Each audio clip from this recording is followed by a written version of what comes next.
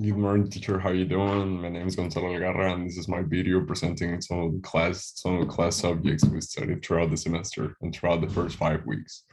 So I'm gonna be starting with the false identity and false recognition.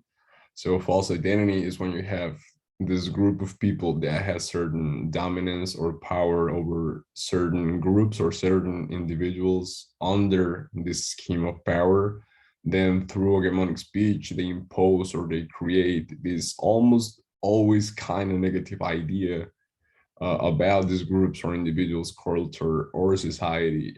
So when this group hears this from someone that has a position of power over them, they start to embrace this kind of concept forged upon them.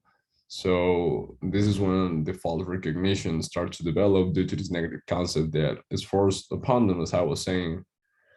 So the more powerful group can establish these limitations with the concept they created and forced upon these society groups or individuals.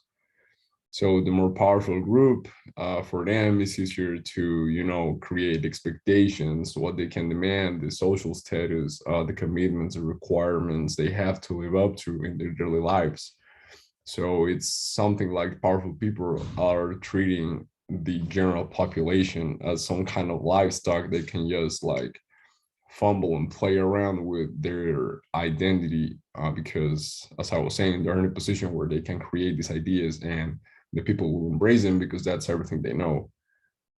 Uh, so yeah, so summing like kind of my ideas of false identity and the false sense of recognition are created by this powerful group, then they're embraced by the general society or adopted by this target group, and they merge, and this group starts to define themselves and continue to develop their culture and sense of individuality within these limits that are created for the most powerful group to be able to control them or kind of take them throughout this way where they can have full control over what's happening.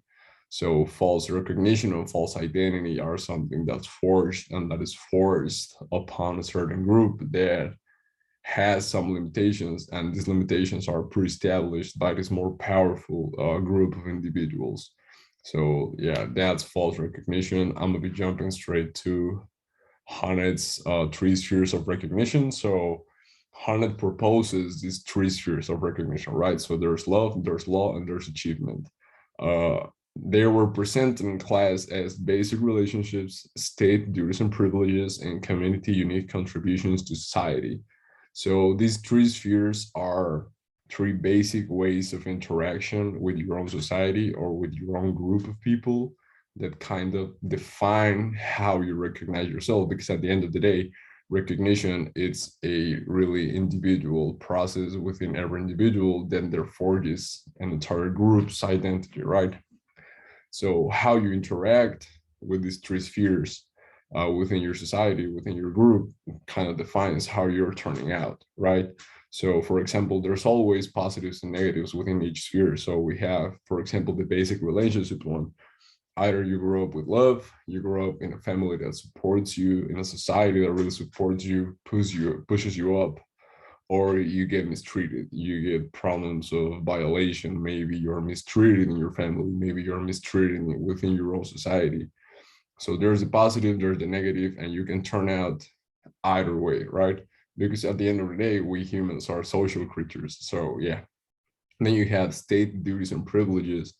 There's the good part where you kind of know what your rights are. You have equal rights, you have equal opportunities, right? But you can also be excluded. You can be segregated. You can be discriminated upon. So then we have the last sphere, that's community unique contributions, or the achievement part. So your achievements have certain impact within your society, right? Or within your circle, the one you live with. So this forges you in a way more interactive society, in a way more interactive manner. So you can either grow up being a super solidary person that really makes his achievements worth it for the whole community, or you can grow up in dishonor and you can grow up to be not such a good person. So honest spheres of recognition are essentially what forges us and what forges how we recognize ourselves, and that makes an identity for ourselves. So that's basically Hannett's spheres. So next subject is the identity of recognition by Taylor. So what's the identity of recognition? So there's individual or group identities are shaped according to the given recognition, right? So this goes hand in hand with what I was explaining earlier with Hannah. We're social creatures. We need to develop, we need to forge, and we forge into something. So you can end up negatively affecting the way your individuality works in both individual and groups, societies, cultures, entire ecosystems, right? And one's identity depends on their personal relationship and dialogue with others, right? So as I was saying with Hannet, how you interact with your own group, with your society, with your city, with your friends. So everything kind of molds you and kind of leads the way for you to be who you are today, how you recognize yourself, and how you handle yourself within the limits of your society. So for example, false recognition can play into this, because if you grow up with this forged image of yourself, which is false recognition, right? You grow within the limits, you grow within duties, you grow within some limitations that are pre-established upon your society, so you don't even know it. And yeah, so that's basically the identity recognition that Taylor proposes. So in the end, I'm going to be talking about a few policies. So we have the policy of equal dignity or equality.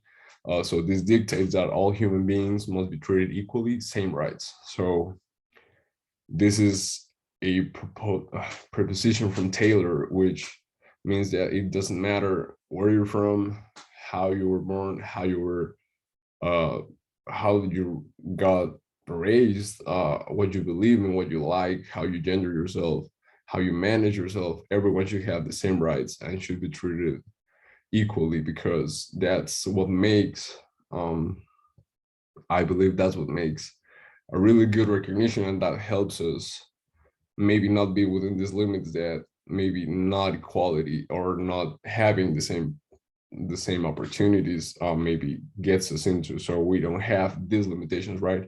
And we don't have to worry about these negative limitations or these limitations that are imposed within us by more powerful groups trying to control us, right? Because they set the rules, they set the pace for this game, and that's a little bit of what the policy of equality kind of proposes. And to end this, I have the policy of differentiation. That means that each group must be recognized according to its particular identity, right? So as identity is being forged, if you're not within a scheme of the false identity, your culture or your society will forge itself. It will forge its own identity, and the it's the proposition of the policy of differentiation, or the proposal that we all have to respect those identities that are forged within certain society. So we as Mexicans have to respect people from Congo, for people from Europe, people from Asia, because if there's respect, if this policy of differentiation really exists, I do believe that identities and recognition within every society will grow to be a more healthy process, and we could really take these limitations out, and sky's the limit. You know, you never know. And this proposals are starting to really go slowly getting into our society. So yeah, I think we're breaking the molds, and I really like it.